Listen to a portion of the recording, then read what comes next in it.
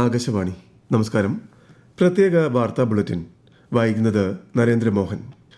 പ്രധാനമന്ത്രി നരേന്ദ്രമോദിയുടെ 6 ദിവസത്തെ UAE, Netherlands, Sweden, Norway, Italy സന്ദർശനത്തിന് വെള്ളിയാഴ്ച തുടക്കമാകുമെന്ന് വിദേശകാര്യ വക്താവ് Randhir Jaiswal. UAE president Sheikh Mohammed bin Zayed Al നഹ്യാനുമായി പ്രധാനമന്ത്രി കൂടിക്കാഴ്ച നടത്തുമെന്ന് വിദേശകാര്യ വക്താവ് ന്യൂഡൽഹിയിൽ വാർത്താ സമ്മേളനത്തിൽ പറഞ്ഞു. സന്ദർശനത്തിന്റെ 2ാം പാദത്തിൽ നെതർലൻഡ്സിലെത്തുന്ന ശ്രീ മോദി വില്യം അലക്സാണ്ടർ രാജാവുമായും രാജ്ഞിയുമായും പ്രധാനമന്ത്രി റോബ് യെട്ടനുമായും കൂടിക്കാഴ്ച നടത്തും. ഞായറാഴ്ച സ്വീഡനും തുടർന്ന് നോർവേയും ഇറ്റലിയും പ്രധാനമന്ത്രി സന്ദർശിക്കും. ബ്രിക്സ് വിദേശകാര്യമന്ത്രിമാരുടെ യോഗത്തിന് ഇന്ത്യ ആതിഥേയത്വം വഹിക്കും. ഈ മാസം 14, 15 തീയതികളിൽ നടക്കുന്ന യോഗത്തിൽ വിദേശകാര്യമന്ത്രി S. ജയശങ്കറാണ് അധ്യക്ഷത വഹിക്കുന്നത്. ബ്രിക്സ് വിദേശകാര്യമന്ത്രിമാരും അംഗരാജ്യങ്ങളിൽ നിന്നും പങ്കാളി രാജ്യങ്ങളിൽ നിന്നുമുള്ള പ്രതിനിധികളും യോഗത്തിൽ പങ്കെടുക്കുമെന്നും പ്രധാനമന്ത്രി നരേന്ദ്രമോദിയെ അവർ സന്ദർശിക്കുമെന്നും വിദേശകാര്യ മന്ത്രാലയ വക്താവ് രൺധീർ ജയ്സ്വാൾ അറിയിച്ചു. പുതുച്ചേരി മുഖ്യമന്ത്രിയായി N. രംഗസ്വാമി നാളെ സത്യപ്രതിജ്ഞ ചെയ്യും.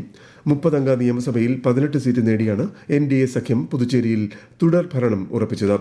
അതേസമയം അസം മുഖ്യമന്ത്രിയായി ഹിമന്ത ബിശ്വ ശർമ്മ ഇന്ന് സത്യപ്രതിജ്ഞ ചെയ്ത് അധികാരമേറ്റു. ഖാനാപാറയിൽ നടന്ന ചടങ്ങിൽ 4 മന്ത്രിമാരും മുഖ്യമന്ത്രിക്കൊപ്പം സത്യപ്രതിജ്ഞ ചെയ്തു. പ്രധാനമന്ത്രി നരേന്ദ്രമോദി, കേന്ദ്ര ആഭ്യന്തരമന്ത്രി അമിത്ഷാ തുടങ്ങിയ പ്രമുഖർ സത്യപ്രതിജ്ഞാ ചടങ്ങിൽ പങ്കെടുത്തു. കേരളത്തിന്റെ പുതിയ മുഖ്യമന്ത്രി ആരെന്നത് സംബന്ധിച്ച തീരുമാനമെടുക്കുന്നതിന് മുതിർന്ന നേതാക്കളുടെ അഭിപ്രായം ആരാഞ്ഞ് കോൺഗ്രസ് ഹൈക്കമാൻഡ്. KPCC മുൻ അധ്യക്ഷന്മാരുടെയും വർക്കിംഗ് പ്രസിഡന്റുമാരുടെയും അഭിപ്രായമാണ് നേതൃത്വം ആരാഞ്ഞത്. നിയമസഭാ തെരഞ്ഞെടുപ്പ് ഫലം പുറത്തുവന്ന് 8 ദിവസം പിന്നിടുന്ന സാഹചര്യത്തിൽ അന്തിമ തീരുമാനം അധികം വൈകാതെ ഉണ്ടാകുമെന്നാണ് സൂചനകൾ. തമിഴ്നാട് നിയമസഭയിലെ വിശ്വാസ വോട്ടെടുപ്പിൽ പങ്കെടുക്കുന്നതിൽ നിന്നും വിലക്കിയ മദ്രാസ് ഹൈക്കോടതി ഉത്തരവിനെതിരെ TVK നിയമസഭാംഗം R. ശ്രീനിവാസ സേതുപതി സമർപ്പിച്ച ഹർജി പരിഗണിക്കാൻ സുപ്രീം കോടതിയുടെ അനുമതി. കേസ് നാളെ പരിഗണിക്കും. തമിഴക വെട്രിക്കഴകം നേതാവ് JCD പ്രഭാകരനെ തമിഴ്നാട് നിയമസഭാ സ്പീക്കറായി തിരഞ്ഞെടുത്തു. സ്പീക്കർ സ്ഥാനത്തേക്ക് എതിരില്ലാതെയാണ് അദ്ദേഹം തിരഞ്ഞെടുക്കപ്പെട്ടത്. നിയമസഭയിൽ ഭൂരിപക്ഷം തെളിയിക്കാൻ മുഖ്യമന്ത്രി ജോസഫ് വിജയ്ക്ക് നാളെ വരെയാണ് സമയം. 3 മുതൽ 8 വരെയുള്ള ക്ലാസുകളിലെ വിദ്യാർത്ഥികൾക്കായി NCERTയും CBSEയും കമ്പ്യൂട്ടേഷണൽ തിങ്കിങ്ങും നിർമ്മിത ബുദ്ധിയും അടക്കമുള്ള വിഷയങ്ങളിൽ പുതിയ പാഠ്യപദ്ധതി അവതരിപ്പിച്ചതായി കേന്ദ്ര സർക്കാർ. വേനൽക്കാല അവധിക്കാലത്ത് അധ്യാപകർക്ക് ഇതിൽ പരിശീലനം നൽകുമെന്നും സ്കൂൾ വിദ്യാഭ്യാസ സാക്ഷരതാ വകുപ്പ് സെക്രട്ടറി സഞ്ജയ് കുമാർ പറഞ്ഞു. 9, 10, 11, 12 ക്ലാസുകൾക്കായി NCERT ആർട്ടിഫിഷ്യൽ ഇന്റലിജൻസ് പാഠപുസ്തകങ്ങൾ വികസിപ്പിച്ചുകൊണ്ടിരിക്കുകയാണെന്നും അദ്ദേഹം അറിയിച്ചു. മെയ് 3 രാജ്യവ്യാപകമായി നടന്ന നീറ്റ് UG പരീക്ഷ റദ്ദാക്കിയതായി ദേശീയ ടെസ്റ്റിംഗ് ഏജൻസി. പുതുക്കിയ തീയതി പിന്നീട് അറിയിക്കും. വീണ്ടും പരീക്ഷ എഴുതുന്നതിന് അധിക ഫീസ് ഈടാക്കില്ലെന്നും NTA അറിയിച്ചു.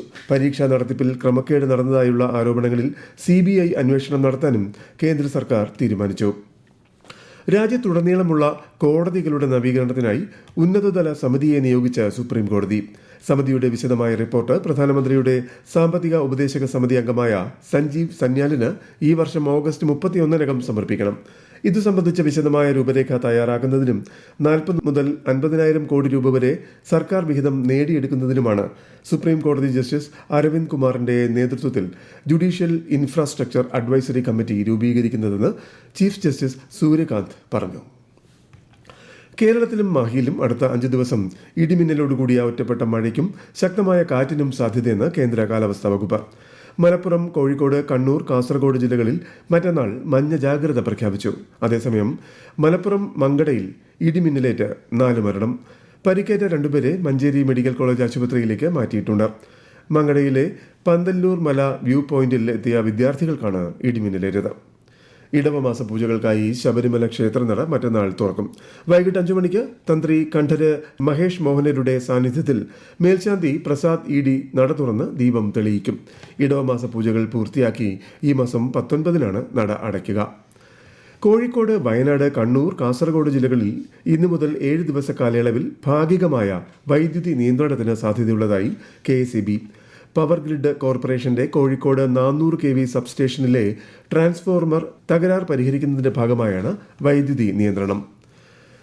പ്രത്യേക വാർത്താ ബുള്ളറ്റിൻ കഴിഞ്ഞു. അടുത്ത വാർത്താ പ്രക്ഷേപണം നാളെ രാവിലെ 6:45.